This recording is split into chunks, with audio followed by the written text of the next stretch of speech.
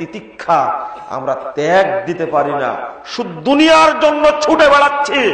আল্লাহ নবী সেদিন একটা কথা বলেছিলেন, আমরা কি পাবো আপনার শপথ বাস্তবায়ন করলে? আল্লাহ নবী শুধু একটা শব্দ বলেছিলেন, আল জান্নাত, জান্নাত পাবে। তিনি বলেননি অসুস্থ হলে দেখতে যাব তোমাদেরকে, তিনি বলেননি সন্ত্রাসীরা আক্রমণ করলে আমি আক্রমণ ঠেকাবো, বলেননি তিনি দরিদ্র হলে তোমাকে খেতে দেব, এগুলো কিছুই বললেন না। তোমাকে সব সহ্য করতে হবে, মোহাম্মদকে সেখানে পাবে না, কাউকেই পাবে না।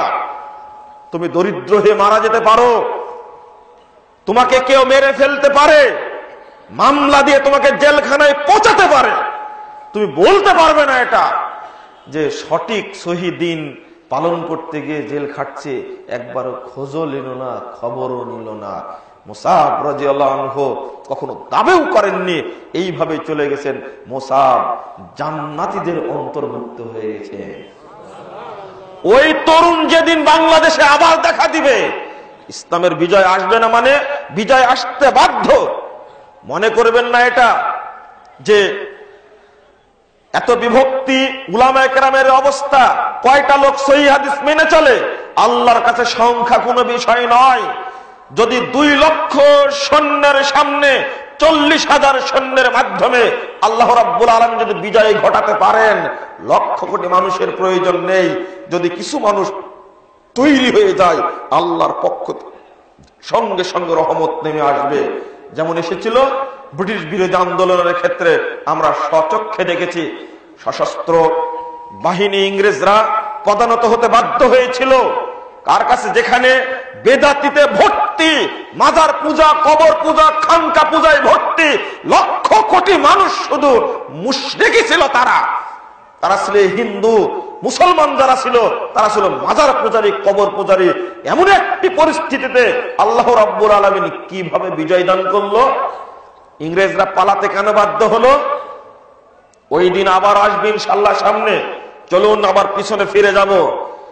1 নম্বর কর্মসূচি, ব্যক্তিগত কর্মসূচি, লা তুশরিকু বিল্লাহি শাইআ, তোমরা আল্লাহর সঙ্গে শিরিক করবে না। যে 6টি কথা আগে বলেছি বাংলাদেশের এই পরিবেশে আছে না নাই? 6টি পূর্ণ রূপে আছে। যদি একটি কথা বাস্তবায়ন করা হয়, বায়াতে উলার, আকাবায়ে উলার ঘটনার একটি কথা যদি বাস্তবায়ন করা হয়, বাংলাদেশে কোন পীর ফকির খানকায় বসে ব্যবসা করতে পারবে না। পীরের দরজা ভাঙতেই হবে, কারণ যেখানে মানুষকে পূজা করা হয় নিঃসন্দেহে শিরকে আকবার ঈমান থাকবে না। অথচ আজকে নেতা নেত্রীরা ওই পীরদের কাছে বায়াত গ্রহণ করে মুরিদ হয়ে শিরকের ব্যবসাকে আরো জমজমাট ভাবে খোলা রেখেছে। যদি একটা কথা বাস্তবায়ন হয়, যেমন মাজার পূজা, কবর পূজা, মাছ পূজা, পুকুর পূজা, গাছ পূজা, এর সমর অস্তিত্ব থাকবে না। অনুরূপ ভাবে খাম্বা পূজা, শহীদ মিনার পূজার অস্তিত্ব তখন থাকবে না ইনশাআল্লাহ। ধর্মের নামে এক শ্রেণীর টুপি পরা, পাগড়ি পরা, পাঞ্জাবি পরা মানুষ মাজারে বসে বসে এই দেশের কোটি কোটি মানুষকে নির্দ্বিধায় মুশরিক বানাচ্ছে। অনুরূপ ভাবে রাজনীতির নামে রাজনীতি করতে গিয়ে এক শ্রেণীর নেতৃবৃন্দ রাস্তায় রাস্তায় বড় বড় পিভিসি ব্যানার রেখে মানুষকে কুর্নিশ করাচ্ছে। অনুরূপ ভাবে শহীদ মিনারের কাছে গিয়ে, প্রতিকৃতির কাছে গিয়ে, মাজারে গিয়ে মানুষকে মূর্তি পূজার মাধ্যমে মুশরিক তৈরি করছে। আপনারা জানতে পারছেন না যে আমরা ভিতরে ভিতরে কিভাবে মুশরিক হয়ে যাচ্ছি। এটা হলো বাংলাদেশ চরিত্র। একটাকে বলবো না, 2টাকেই বলবো।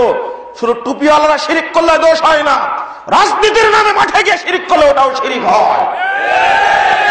আপনি কার সাথে মুনাফিকি করছেন?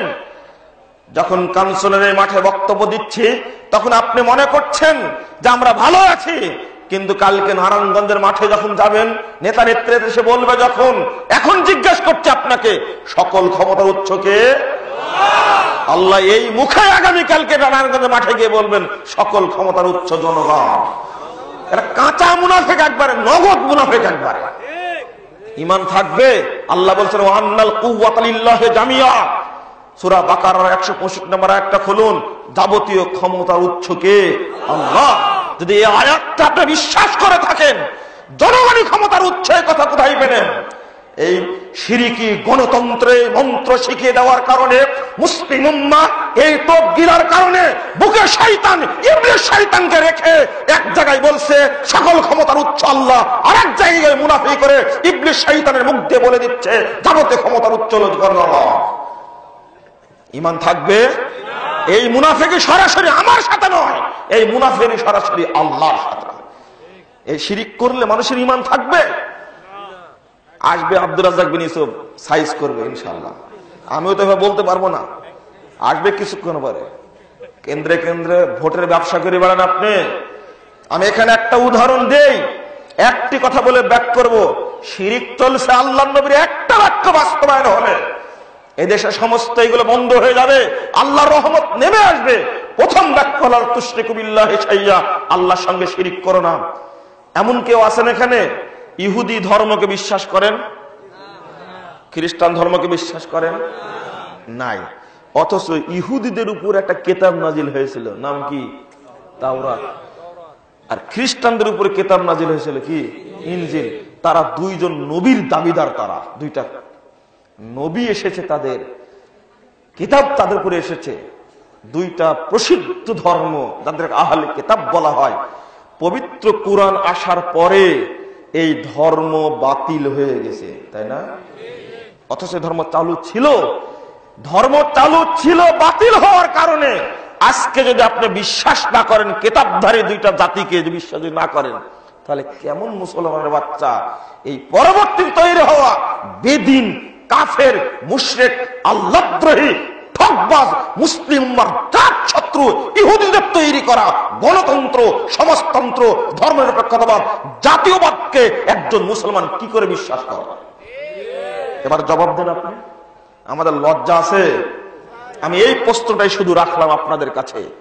ইহুদি ধর্মকে আমি মেনে নিতে না পারি, খ্রিস্টান ধর্মকে যদি মেনে নিতে না পারি, আমি যদি তাওরাত কাজকে বিশ্বাস না করি, যদি ইনজিলকে যদি বিশ্বাস না করি, বর্তমান যে ইনজিল চালু আছে, যে তাওরাত চালু আছে, এটা বিশ্বাস করা যাবে?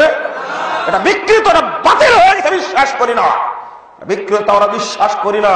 যদি এটাই বিশ্বাস না হয়, তাহলে আজকে আমরা কোন দিকে আগাচ্ছি, কোনটা করছি?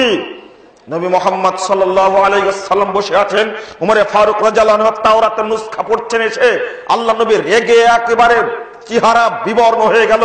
নবী সাল্লাল্লাহু আলাইহি ওয়াসাল্লামের অবস্থা দেখে আবু বকর উমরকে ধমক দিয়ে বলছেন, উমর সাকিল আক্কা সাওয়াকিল, তুমি ধ্বংস হয়ে যাও।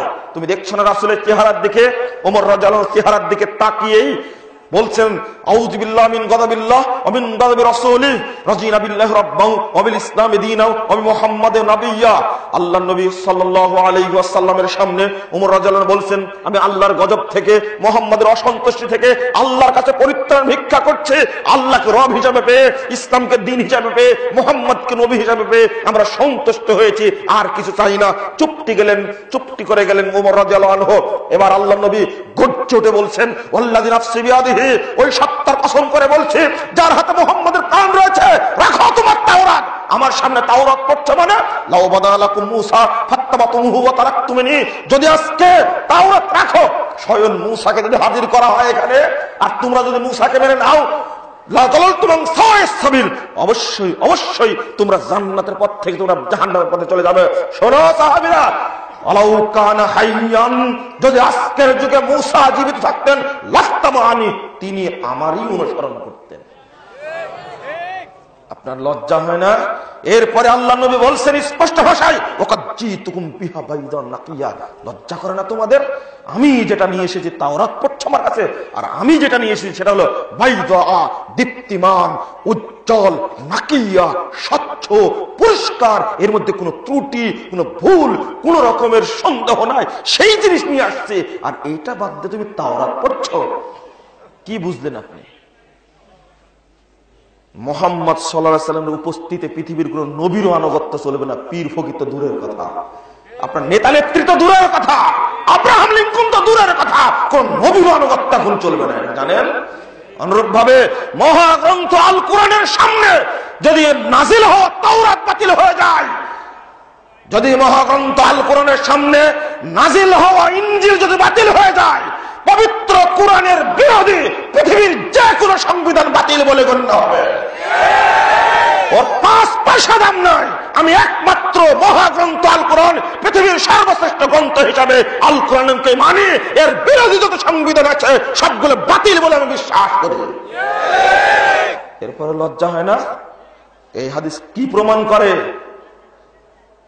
শিরকি মন্ত্র মুখে উচ্চারণ করে মসজিদে গিয়ে আবার বিসমিল্লাহ বলে তার সালাত পড়েন আপনি। লজ্জা আছে আমাদের? লজ্জা নাই। চুপ করে বসে আছেন, এটা বাস্তবায়ন করতে হবে বাংলার জমিনে। পারবেন? ইনশাল্লাহ। জোর বেশি হলো না? এত সহজ নয়। এটা হলো ঈমানের নাম। শিরিকটার বিরুদ্ধে, শিরিকের বিরুদ্ধে, খাম্বার বিরুদ্ধে, মূর্তির বিরুদ্ধে, মাজার পূজার বিরুদ্ধে কঠোর হতে হবে। কেমন? চলুন, ইব্রাহিম আলাইহিস সালাতু ওয়াস সালাম পোস্ত করেছিলেন 52 নম্বর আয়াত সূরা আম্বিয়া 53, 54, 55 নম্বর আয়াত খুলুন। বলেছেন মাহাদিহিত তামাসিলুল্লাতি আনতুম লাহা আকিফুন। আজ থেকে 5000 বছর পূর্বের কথা। আব্বা, এই খাম্বার সামনে দাঁড়িয়ে কি করেন আপনি? কেন বলছে নাহনু ওয়াজাদনা আবানা লাহা আবিদুন। বেটা, বাপ দাদারা করতো তাই করি।